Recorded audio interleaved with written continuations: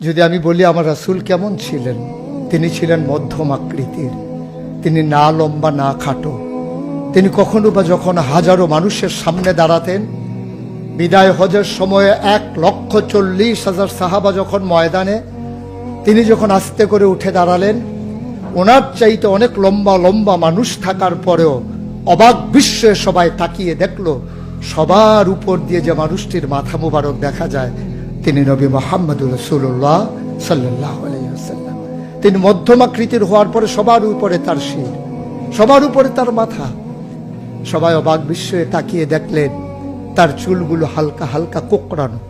তিনি কখনো বা যখন চুলের ভিতরে তৈল দিয়ে আছড়াতেন, অবাক বিস্ময়ে মানুষ তাকিয়ে দেখতেন, মনে হতো চুলের মাঝে যেন মৃদুমন্দ ঢেউ দেখা যায়।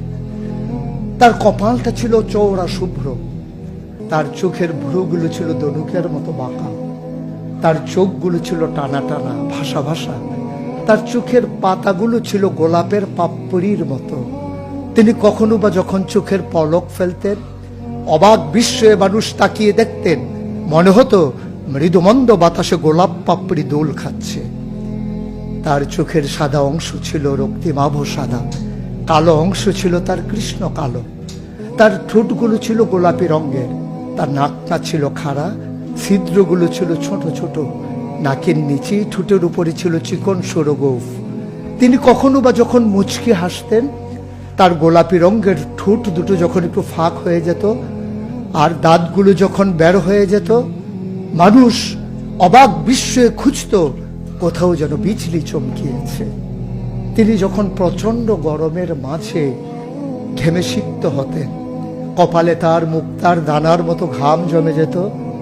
তিনি যখন দৌড়ে দৌড়ে তার বিবিদের ঘরে যেতেন, আমাদের মায়েদের ঘরে, আল্লাহ রাসূল সাল্লাল্লাহু আলাইহি সাল্লাম ঘরে ঢোকার পরে মায়েরা দেখতেন কপালের মাঝে মুক্তার দানার মতো বিন্দু বিন্দু ঘাম জমে আছে।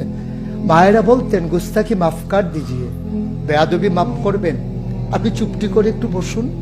নবীকে বসিয়ে ওরা ছোট্ট শিশু খুঁজে বের করতেন, অতি যত্নে পরম আদরে তার কপালের ঘামগুলো তারা শিশির ভিতরে ভরে মুখ বন্ধ করে রেখে দিতেন। ঈদ যখন আসতো, বিয়ে যখন হতো, জমানো ঘাম তারা আতর হিসেবে ব্যবহার করতেন। এ নবী তো সে নবী, হেঁটে গেছেন 1 মাস আগে রাত পথ ধরে, যাওয়ার পরে তিনি তো চলেই গেছেন। 1 মাস পরে যখন আবার ওই পথ মারিয়ে কোনো এক সাহাবা যাচ্ছেন, স্থানীয় বাসিন্দা যারা রাস্তার কিনারে যাদের ঘর, তাদেরকে ডেকে বললেন, ভাইরা, এ পথ দিয়ে কি আমার নবী হেঁটে গেছে?